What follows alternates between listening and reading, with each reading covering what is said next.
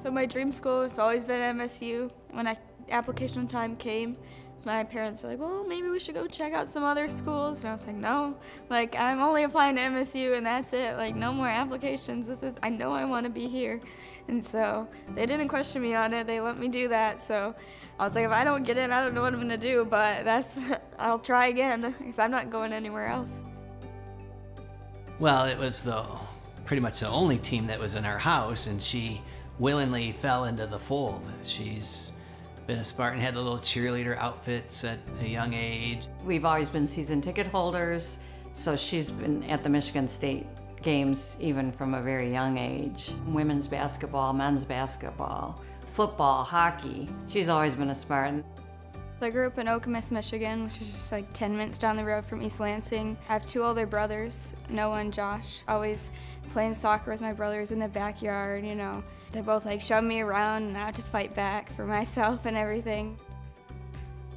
She just wanted to compete and hang as be part of the family. We've been a sport family from day one, and that's all that she wanted to do. When she was on the sidelines, she wanted to be there playing. She just wanted to compete, and that's Paige.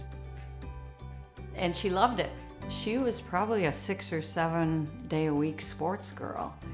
And to go from playing sports 6 or 7 days a week to not being able to play at all, it was such a drastic difference. My family, we would go out west skiing all the time, and I fell going down a hill. I had a helmet on and everything, but I complained of some headaches after the fact, and my dad took me to get a CAT scan just to make sure everything was okay with my brain. There's no brain bleed or anything, and they found a cyst. So we watched it for quite a few MRIs. Second annual one, when we went in and kind of expected it to be the same diagnosis, everything's fine.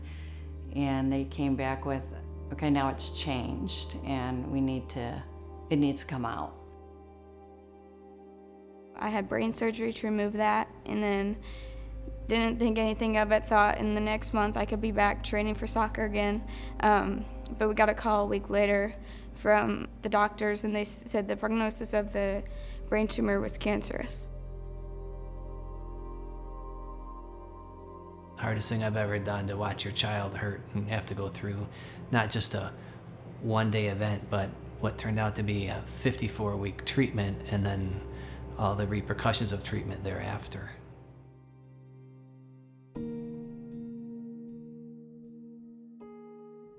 Once I got back home and started doing chemotherapy, my immune system was too low to actually go to school.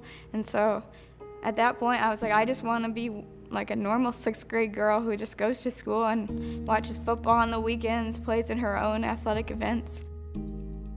I just saw a willingness to compete and a willingness to say, this is my opponent right now.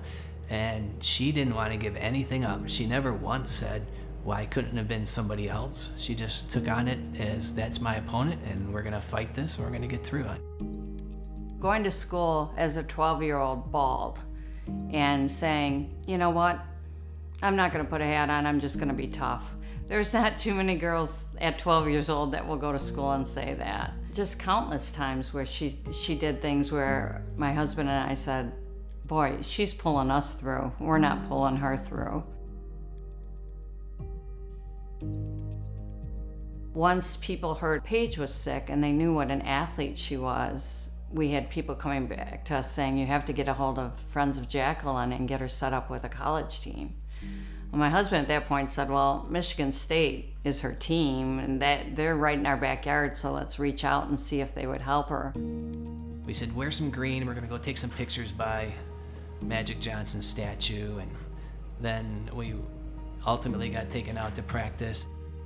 I just was there and I was just amazed at how big these players were, and then Coach Manny comes over and he's just like a big grandpa, and he just takes me in. He was so loving, and then Coach D and everyone, and they had me do the Spartan Jacks with them at the end of their practice.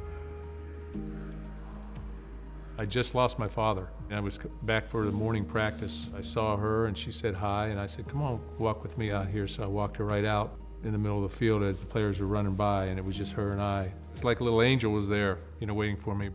It was easy to see that, she was going through something very, very difficult, very challenging. But the one thing I also did notice was a smile on her face, and it was constant. And I know we all felt this as a staff and as the players on the team as well, was that, we were going to embrace this little girl, and we were going to do everything we could, to bring her into the family.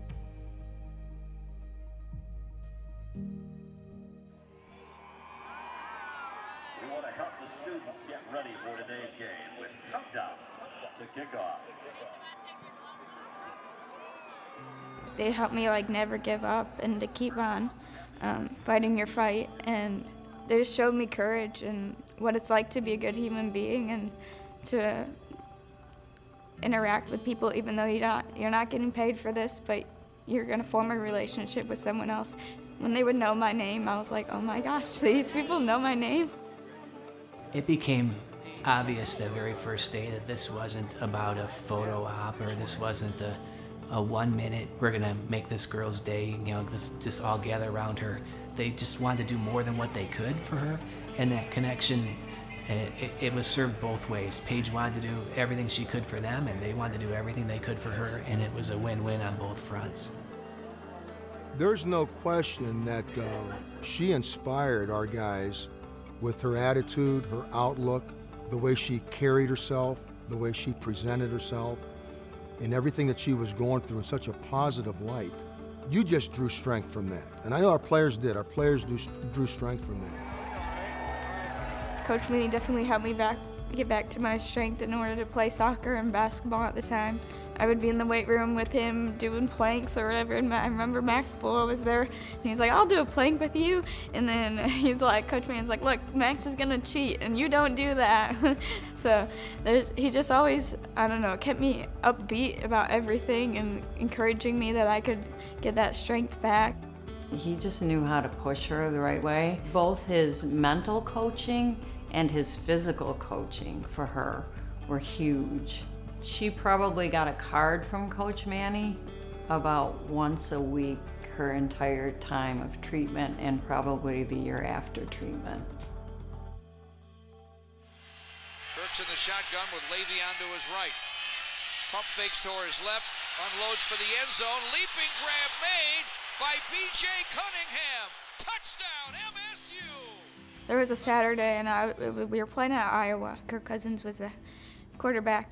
I just remember saying, okay, I'm just going to sit on my couch and watch this game. And I woke up that morning with a fever, and so they said I had to be admitted into the hospital because my counts were too low and it wasn't safe for me to be at home. Didn't get to see much of the game. I was so bummed at that time. And then it was about 10 or 11 o'clock at night, and I looked to my right out the glass window and in the door, and I said, Mom, I think Kirk Cousins is at the door. Man, that bad day just turned into one of the best days of my year of treatment. He's like, oh, did you see this? And I was like, Kirk, I didn't see any of it. There were too many doctors. And then about 10 minutes later, another 10 guys start filing in my room. And man, that was one of those moments where I was like, you guys just came in clutch. I was so down, and I couldn't even be happier at the moment.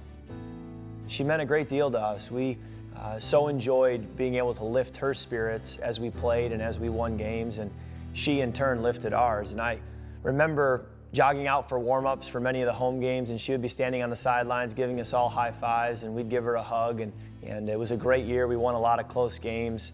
We're in contention for the Big Ten championship all season long, and it was very special to have her and her family around the team as we went through that season, because it also put the challenges of the season in perspective.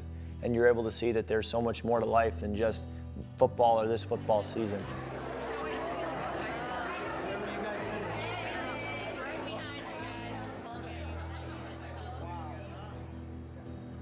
One thing we all learned very, very quickly about Paige was that her mantra was from Mark 5:36, do not be afraid, just believe. I think that's something that inspired them in their personal lives as well. When they were going through tough times, whether it was on the field, wherever, on the field, off the field, in the classroom, whatever. Just believe. Just believe. There's one of our little girls that Paige Duren is a young girl that is very close to our football team constantly tells us. And that's what our guys did. Came back second half, I thought, just started playing well, started playing a little bit better. Hey Paige, I just want to say thank you. You're an inspiration to us all. Just wanted to say I'm so happy for you, so proud of you. You know, the people all over the world, we just want to know that we love you and that we're excited to have you, you know, back full strength. You have made us better people from us knowing you. And you're an inspiration to all of us. I love you. In the summer of 2012, I got my clear MRI back. Being with the football team, that was one of the most important things, was they gave me that like quench of like competitive nature, wanting to be competing against someone else. So I just always told Coach Manny I'd love to work for the football team and give back. And he's like, well, I can put you in contact with Cindy and she'll be able to help you. And when I would see Coach D, he'd be like, oh, you can do anything for us. Like, we'd love to have you. Good morning, Spartan Football. This is Paige. How may I help you? She was never outside of our program. She's always been inside of our program ever since 2011. So it was just an opportunity to bring her into the fold and make her a part of our everyday. It was very heartwarming to see her when you walk up the steps and there's Paige sitting at the desk. How are you? How are you today? So it's a good feeling. It's just so hard for me to believe that, okay, there she was, that a little 11-year-old sixth grader, okay, then I look at her now, the young woman she's become, having gone through all the things that she's gone through and fought so hard with, you know, that courage and character that she has. She's a freshman at Michigan State. She's a Michigan State Spartan.